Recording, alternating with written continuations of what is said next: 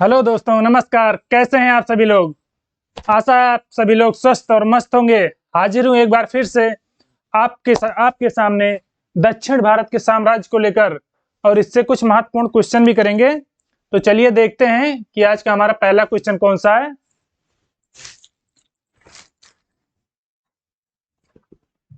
Question number 1। Chola साम्राज्य की नींव किसने डाली? बताइएगा आप सभी लोग कि चोल साम्राज्य की स्थापना किसने किया था। ऑप्शन ए है विजयपाल, ऑप्शन बी है राजराज चोल, ऑप्शन सी है कृष्ण प्रथम, ऑप्शन डी है परंतक। तो कौन सा हो जाएगा हमारा? कौन सा ऑप्शन? ऑप्शन ए, चोल साम्राज्य की नींव विजयपाल ने डाली। ठीक है, ये जो विजयपाल था ये पल्लवों का एक सामंती सरदार था। ठीक है, जो पल्लव वंश थे उनका एक सामंती सरदार था।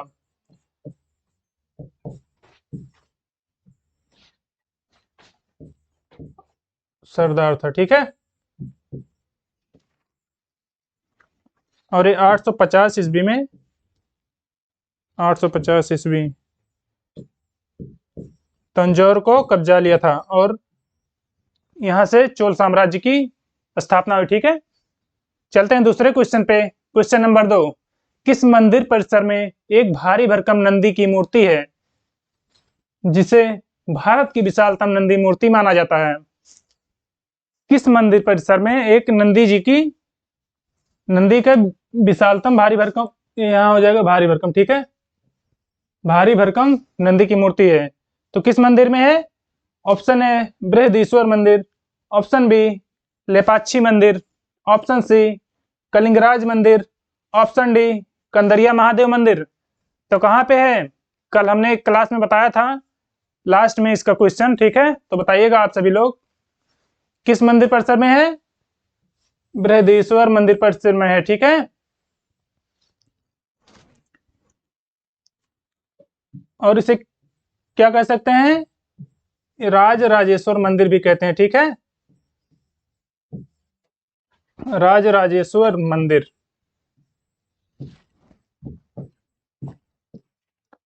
क्यों कहते हैं? क्योंकि इसका निर्माण जो है राजराज प्रथम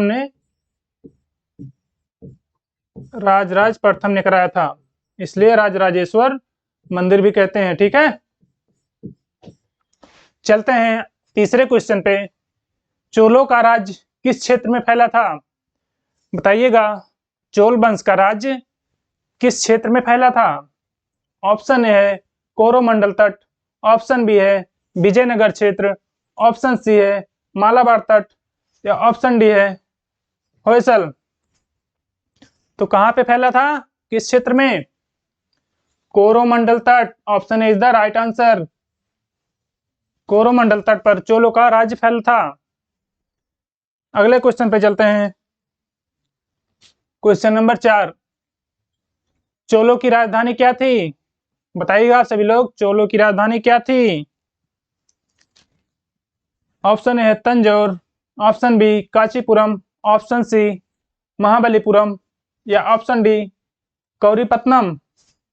ये कावेरी हो जाएगा, कौरी नहीं, कावेरीपत्तनम। कौन सा ऑप्शन सही हो जाएगा? क्या थी राजधानी? चोलों की राजधानी तंजौर थी। ठीक है, अगले क्वेश्चन पे चलते हैं। Question number 5। निम्नलिखित में से कौन चोल प्रशासन की विशेषता है? इनमें से कौन चोल प्रशासन की विशेषता है? बताइएगा। ऑप्शन ए है ग्राम प्रशासन की स्वायत्तता, ऑप्शन बी है साम्राज्य का मंडल में विभाजन, ऑप्शन सी है राज्य के मंत्रियों को समस्त अधिकार, या ऑप्शन डी है कर संग्रह प्रणाली का सस्ता व उचित होना। तो कौन सा सही हो जाएगा हमारा ऑप्शन? मुख्य विशेषता क्या थी? ये थी ग्राम प्रशासन की स्वायत्तता, यानी एक केंद्र के नियंत्रण में, कोई भी केंद्र के नियंत्रण इसमें था, लेकिन इनके जो संचालन में था, शासन संचालन में, उसमें ये अपना स्वतंत्र रूप से संचालन करते थे ग्रामों की। ठीक है, अगले क्वेश्चन पे चलते हैं। क्वेश्चन नंबर 6, किस दक्षिण भारतीय राज्य में उत्तम ग्राम प्रशासन था? बताइएगा आप सभी लोग कि किस दक्षिण भारतीय राज्य में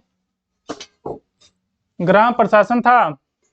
ऑप्शन ए है चेर, ऑप्शन बी है चालुक्य, ऑप्शन सी है चोल, ऑप्शन डी है वातापी। तो किसमें था ग्राम प्रशासन उत्तम? चोल साम्राज्य में था। ठीक है, चोल साम्राज्य में उत्तम ग्राम प्रशासन था। अगले क्वेश्चन पे चलते हैं। क्वेश्चन नंबर 7, चोलों के अधीन ग्राम प्रशासन की जानकारी कहाँ के शिलालेख से प्राप्त हुई? चोलों के अधीन ग्राम प्रशासन की जानकारी, जो अभी ग्राम प्रशासन हम पीछे बताएं, उसकी जानकारी किस शिलालेख से मिलती है? ऑप्शन ए है उरेयूर, ऑप्शन बी है उत्तम मेरूर, ऑप्शन सी है कांचीपुरम, ऑप्शन सी है तंजावुर। कहां से मिली? ये उत्तम मेरूर शिलालेख से मिली चोल के ग्राम प्रशासन की जानकारी। ठीक है, चलते हैं अगले क्वेश्चन पे। क्वेश्चन नंबर 8, चोल काल में निर्मित नटराज की कांस्य प्रतिमाओं में देवाकृति कैसी है? यानी चोल साम्राज्य में जो नटराज की मूर्ति बनी थी यानी शिव जी की, वो उसकी आकृति कैसी थी? ऑप्शन ए द्विभुज, ऑप्शन बी चतुर्भुज, ऑप्शन सी षटभुज या ऑप्शन डी अष्टभुज। तो कौन सा राइट आंसर हो जाएगा? चतुर्भुज। कांस्य प्रतिमा की चतुर्भुज आकृति थी। ठीक है, और इसमें जो है कि ये शिव जी की मूर्ति थी और ये अपने शिष्यों को इन्हें गुरु कहा गया। ठीक है, शिक्षक मतलब गुरु। चलिए हम अगले क्वेश्चन में देखते हैं इसका, क्योंकि ये क्वेश्चन लिए अगर बता देंगे तो आप सभी को पता चल जाएगा। शिव की दक्षिणामूर्ति प्रतिमा उन्हें किस रूप में प्रदर्शित करती है? बताइएगा आप सभी लोग, शिव जी की दक्षिणामूर्ति प्रतिमा उन्हें किस रूप में प्रदर्शित करती है? ऑप्शन ए है ध्यान मग्न, ऑप्शन बी है शिक्षक, ऑप्शन सी है नृत्य करते हुए या ऑप्शन डी विश्राम करते हुए। तो क्या प्रदर्शित करती है दक्षिणामूर्ति शिव जी की? वो उनको शिक्षक के रूप में प्रदर्शित करती है, यानी कि गुरु। और गुरु का क्या काम होता है? उन्होंने अपने शिष्यों को यानी भक्तों को सभी प्रकार का ज्ञान दिया है, ज्ञान देते हुए दिखाया गया है। ठीक है, और इनका जो मुख है ये दक्षिण दिशा में है और ऐसे मूर्ति को स्थापित किया गया है दक्षिण दिशा में। ठीक है, चलिए अगले क्वेश्चन पे चलते हैं। क्वेश्चन नंबर 10, 72 व्यापारी चीन में किसके कार्यकाल में भेजे गए थे? यानी किस कार्यकाल में 72 व्यापारियों को चीन में भेजा गया था? बताइएगा आप सभी लोग। ऑप्शन ए है राजेंद्र प्रथम, ऑप्शन बी है कुलोतुंग प्रथम, ऑप्शन सी है राजराज प्रथम, ऑप्शन डी है राजाधिराज प्रथम। तो कौन सा ऑप्शन सही हो जाएगा? किसने भेजा था 72 व्यापारियों को? ये कुलोतुंग प्रथम ने भेजा था। ठीक है, चलिए चलते हैं अगले क्वेश्चन पे। क्वेश्चन नंबर 11, दक्षिण भारत का कौन सा राजवंश अपनी नौसैनिक शक्ति के लिए प्रसिद्ध था? कौन सा राजवंश था दक्षिण भारत का जो अपनी नौसैनिक शक्ति के लिए जाना जाता था? ऑप्शन ए है Pallava, option B Chera, option C Chola या ऑप्शन डी राष्ट्रकूट। तो कौन सा राजवंश था जिसकी एक विशालतम नौसैनिक शक्ति थी यानी सेना? वो साम्राज्य चोल साम्राज्य था। ठीक है, चलिए चलते हैं अगले क्वेश्चन पे। किस राजवंश के शासक अपने शासनकाल में ही अपना उत्तराधिकारी घोषित कर देते थे? बताइएगा आप सभी लोग कि किस राजवंश के शासक अपना उत्तराधिकारी घोषित कर देते थे? ऑप्शन ए है चालुक्य, ऑप्शन बी है कदम्ब, ऑप्शन सी है चोल, ऑप्शन डी है कलचुरी। तो कौन से थे शासक? ये चोल शासक थे जो अपना उत्तराधिकारी घोषित कर देते थे। ठीक है, अगले क्वेश्चन पे चलते हैं। क्वेश्चन नंबर 13, वह चोल शासक कौन था जिसने बंगाल की, एक खड़ी कड़ी नहीं हो जाएगा, खाड़ी हो जाएगा, ठीक है, बंगाल की खाड़ी को चोल झील का स्वरूप प्रदान कर दिया। वह कौन सा चोल शासक था जिसने बंगाल की खाड़ी को चोल झील के रूप में स्वरूप प्रदान कर दिया, चोल झील के रूप में? ऑप्शन ए है राजराज प्रथम, ऑप्शन बी है कुलोत्तुंग, ऑप्शन सी है राजेंद्र प्रथम, ऑप्शन डी है अधिराज। तो किसने किया था? ये राजेंद्र प्रथम है। ठीक है, इन्होंने बंगाल की खाड़ी को चोल झील का स्वरूप प्रदान किया था। चलिए अगले क्वेश्चन पे चलते हैं। क्वेश्चन नंबर 14, गंगैकोंड चोलपुरम, गंगैकोंड चोलपुरम की स्थापना किसने की थी? बताइएगा आप सभी लोग कि गंगैकोंड चोलपुरम की स्थापना किसने की थी? ऑप्शन है राजराज प्रथम, ऑप्शन बी है विजयादित्य, ऑप्शन सी है राजेंद्र प्रथम, या ऑप्शन डी है राजाधिराज। तो किसने की थी गंगैकोंड चोलपुरम की स्थापना? ये राजेंद्र प्रथम ने किया था। और कब किया था? जब इन्होंने गंगा घाटी पर या उत्तर पूर्वी भारत पर आक्रमण किया था। क्यों किया था? क्योंकि पवित्र गंगा जल के लिए। ठीक है, गंगा जल के लिए।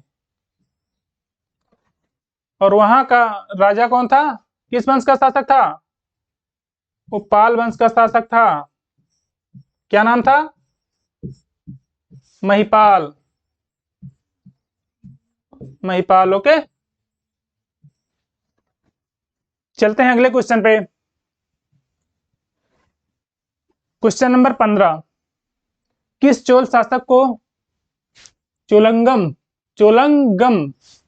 नामक विशाल कृत्रिम झील बनवाने का श्रेय जाता है? किसने चोलंगम नामक विशाल कृत्रिम झील बनवाया था? ऑप्शन ए है राजराज प्रथम, ऑप्शन बी है राजाधिराज, ऑप्शन सी है राजेंद्र प्रथम, ऑप्शन डी है राजराज द्वितीय। किसने बनाया था चोलंगम नामक विशाल कृत्रिम झील, जिसे चोल झील भी कह सकते हैं? तो किसने बनवाया था? ये राजेंद्र प्रथम ने। और कहाँ पे बनवाया था? अपनी राजधानी, राजधानी उसकी कौन सी थी? गंगैकोंड चोलपुरम। गंगैकोंड चोलपुरम, इसके निकट इसने इस झील को बनवाया था, चोलंगम। ठीक है, चलिए अगले क्वेश्चन पे चलते हैं। क्वेश्चन नंबर 16, किस चोल राजा ने जल सेना प्रारंभ की? बताइएगा कि किस चोल राजा ने जल सेना प्रारंभ की? ऑप्शन है राजेंद्र चोल, ऑप्शन बी है राजाधिराज राजराज द्वितीय, ऑप्शन सी है प्रांतक चोल, ऑप्शन डी है राजराज प्रथम। तो किसने की थी? ये राजराज प्रथम। Option D is the right answer. इन्होंने जल सेना सर्वप्रथम प्रारंभ की। और चोल साम्राज्य में कितने सैनिक थे लगभग? ये लगभग 1.5 लाख सैनिक थे। ठीक है, 1.5 लाख सैनिक, जिनमें से घुड़सवार भी थे और हाथी भी थे और पैदल भी, और जल सेना तो थी ही। ठीक है, चलिए अगले क्वेश्चन पे चलते हैं। क्वेश्चन नंबर 17, किस चोल शासक ने श्रीलंका के उत्तरी भाग पर विजय प्राप्त की? कौन सा ऐसा चोल शासक था जो श्रीलंका के उत्तरी भाग पर विजय प्राप्त की थी? और प्रथम आक्रमण भी श्रीलंका पर चोल साम्राज्य द्वारा इन्हीं के द्वारा किया गया था। कौन सा था? ऑप्शन है प्रांतक प्रथम, ऑप्शन बी है राजेंद्र प्रथम, ऑप्शन सी है आदित्य प्रथम, ऑप्शन डी है राजराज प्रथम। तो कौन सा सही हो जाएगा? ये राजराज प्रथम। इन्होंने श्रीलंका के उत्तरी भाग पर विजय प्राप्त की और वहां पे कब्जा कर लिया। ठीक है, चलिए दोस्तों अगले क्वेश्चन पे चलते हैं। क्वेश्चन नंबर 18, चोल राजाओं में से किस एक ने सीलोन पर विजय प्राप्त की? बताइएगा। इस संपूर्ण, यहाँ पे संपूर्ण, ठीक है, संपूर्ण सीलोन पर विजय प्राप्त की, तो कौन सा हो जाएगा? ऑप्शन ए है आदित्य प्रथम, ऑप्शन बी है राजराज प्रथम, ऑप्शन सी है विजयपाल, या ऑप्शन डी है राजेंद्र प्रथम। तो किसने संपूर्ण चोल पर सीलोन पर विजय प्राप्त की? और सीलोन मतलब समझ रहे हैं ना, किसका नाम है? ये वर्तमान श्रीलंका का नाम था, प्राचीन नाम। ठीक है, सीलोन। तो हमारा कौन सा ऑप्शन सही हो जाएगा दोस्तों? ऑप्शन डी राजेंद्र प्रथम। इन्होंने संपूर्ण श्रीलंका पर विजय प्राप्त किया था। ठीक है, चलिए अगले क्वेश्चन पे चलते हैं। क्वेश्चन नंबर 19, वह चोल राजा कौन था जिसने श्रीलंका को पूर्ण स्वतंत्रता दी और सिंघल राजकुमार के साथ अपनी पुत्री का विवाह कर दिया था? तो कौन सा वो राजा था? ऑप्शन ए है अधिराजेंद्र, ऑप्शन बी है राजेंद्र प्रथम, ऑप्शन सी है राजाधिराज प्रथम, या ऑप्शन डी है कुलोत्तुंग प्रथम।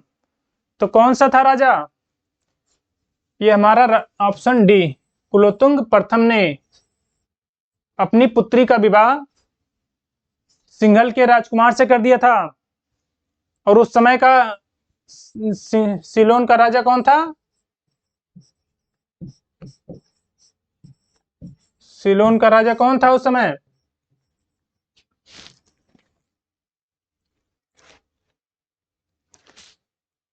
ये हो जाएगा, क्या कहते हैं इसे, चलो अगले क्वेश्चन पे चलते हैं, अभी इसे हम बाद में देख लेंगे। क्वेश्चन नंबर 20, प्राचीन भारत का निम्नलिखित में से कौन सा व्यापार केंद्र था? बताइएगा आप सभी लोग, प्राचीन भारत का निम्नलिखित में से कौन सा व्यापार केंद्र था? ऑप्शन ए है त्रिपुरी, ऑप्शन बी है श्रीपुर, ऑप्शन सी है ताम्रलिप्ति, या ऑप्शन सी है तगर। तो कौन सा व्यापार केंद्र था? ये तगर था। ठीक है, चलिए अगले क्वेश्चन पे चलते हैं। क्वेश्चन नंबर 21, चालुक्य वंश का सबसे महान शासक कौन था? बताइएगा आप सभी लोग, चालुक्य वंश का सबसे महान शासक कौन था? ऑप्शन है पुलकेशिन द्वितीय, ऑप्शन बी है पुलकेशिन प्रथम, ऑप्शन सी है विक्रमादित्य, या ऑप्शन डी है मंगलेश। तो चालुक्य वंश का सबसे महानतम शासक कौन था? ऑप्शन ए पुलकेशिन द्वितीय। और चालुक्य वंश की स्थापना किसने की थी? वास्तविक स्थापक कौन है, संस्थापक? ये पुलकेशिन प्रथम हो जाएगा, पुलकेशिन प्रथम। ठीक है, अगले क्वेश्चन पे चलते हैं। क्वेश्चन नंबर 22, निम्नलिखित किस वंश द्वारा प्रायः महिलाओं को प्रशासन में उच्च पद प्रदान किए जाते थे? ऑप्शन ए है चालुक्य, ऑप्शन बी है चोल, ऑप्शन सी है पाल, ऑप्शन डी है सेन। तो महिलाओं को किस वंश द्वारा उच्च पद प्रदान किए जाते थे? बताइएगा आप सभी लोग, कौन सा हो जाएगा? ये चालुक्य के द्वारा महिलाओं को भी उच्च पद प्रदान किया जाता था प्रशासन में। ठीक है, चलते हैं अगले क्वेश्चन पे। क्वेश्चन नंबर 23, चालुक्य वंश की राजधानी कहाँ थी? बताइएगा आप सभी लोग कि चालुक्य वंश की राजधानी कहाँ थी? Option A Vatapi, option B Kanchi, या ऑप्शन सी कन्नौज, या ऑप्शन डी श्रावस्ती। तो चालुक्य की राजधानी कहाँ थी? ये थी वातापी में। Option A is the right answer. ठीक है, चलिए अगले क्वेश्चन पे चलते हैं।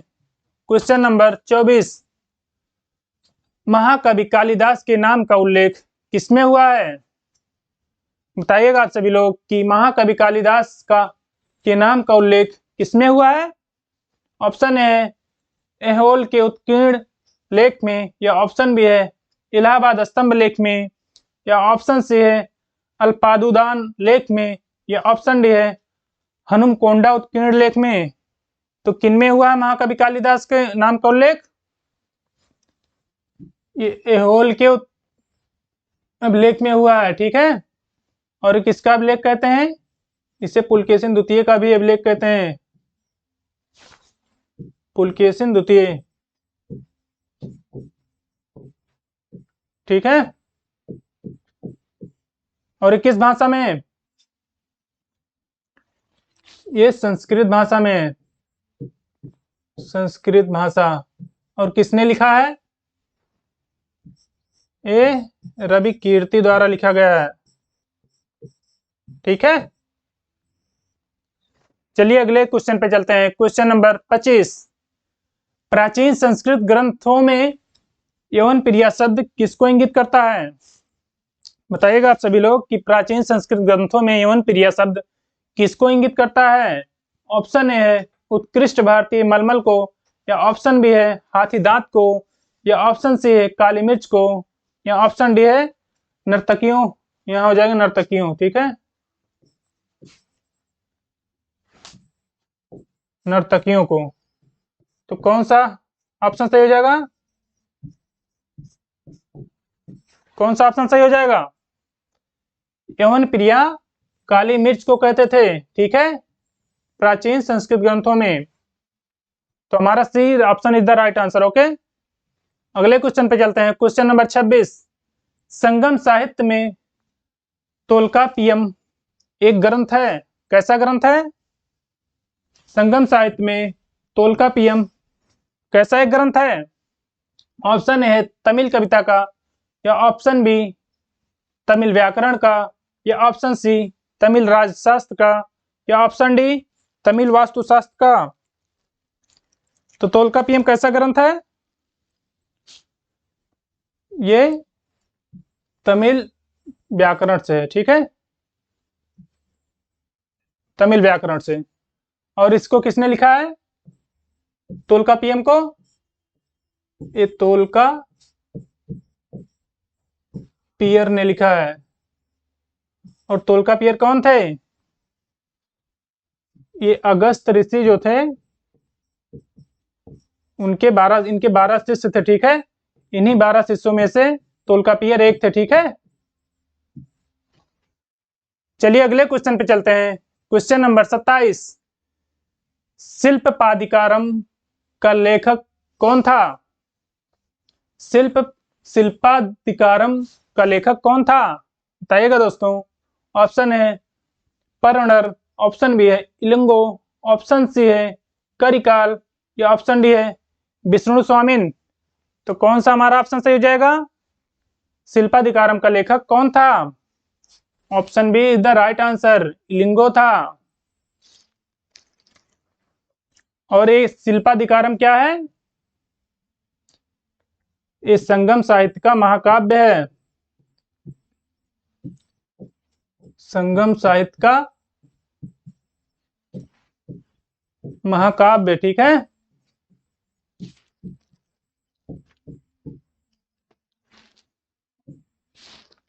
चलिए अगले क्वेश्चन पे चलते हैं।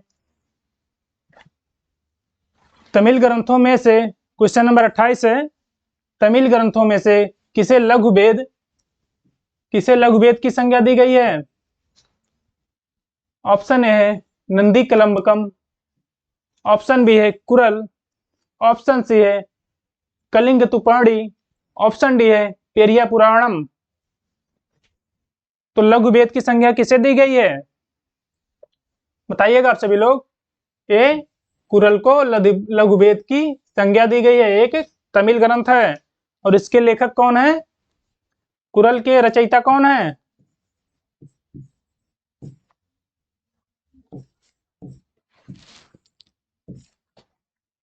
इसके रचयिता तिरुवल्लुवर हैं, ठीक है। चलिए अगले क्वेश्चन पे चलते हैं। क्वेश्चन नंबर 29, चोल साम्राज्य को अंततः किसने समाप्त किया? चोल साम्राज्य को किसने समाप्त कर दिया? ऑप्शन ए है बख्तियार खिलजी, ऑप्शन बी है मलिक काफूर ने, या ऑप्शन डी है महमूद गजनवी ने, या ऑप्शन डी है मोहम्मद गौरी ने। तो चोल साम्राज्य को किसने समाप्त किया? ये मलिक काफूर ने समाप्त किया। ऑप्शन बी हमारा सही ऑप्शन हो जाएगा, ठीक है। और ये मलिक काफूर कौन था? ये अलाउद्दीन खिलजी का सेनापति था। अलाउद्दीन खिलजी का सेनापति। और इसका दक्षिण विजय अभियान था, उसमें इसने मलिक काफूर को भेजा था, ठीक है। अगले क्वेश्चन पे चलते हैं और हमारा आज का अंतिम क्वेश्चन है क्वेश्चन नंबर 30। तृतीय संगम कहाँ हुआ था? बताएगा आप सभी लोग। संगम 3 हुए थे, तो उसमें से तृतीय संगम कहाँ हुआ था?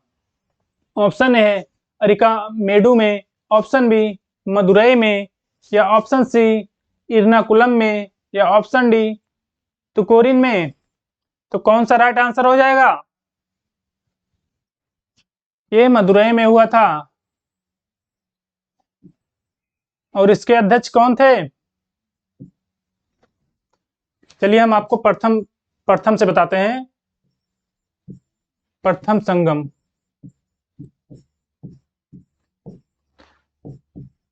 द्वितीय संगम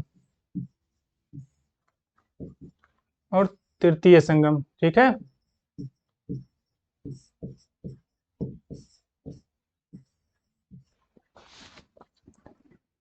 प्रथम मदुरई में हुआ था। और किनकी अध्यक्षता में हुआ था? ये अगस्त ऋषि की अध्यक्षता में हुआ था, ठीक है। अगस्त ऋषि। और द्वितीय कपाटपुरम में हुआ था। और ये भी ऋषि अगस्त के अध्यक्षता में हुआ था, ठीक है। और तृतीय भी मदुरई में हुआ था। तृतीय भी मदुरई में हुआ था। और इसका अध्यक्षता किसने किया? इसकी अध्यक्षता नक्कीरर ने किया था, ठीक है। ठीक है दोस्तों, आज हमारा सेशन यहीं तक था 30 क्वेश्चनों का। और अगर सेशन पसंद आया तो लाइक करिएगा, चैनल को सब्सक्राइब करिएगा और अपने दोस्तों के साथ जरूर शेयर करिएगा।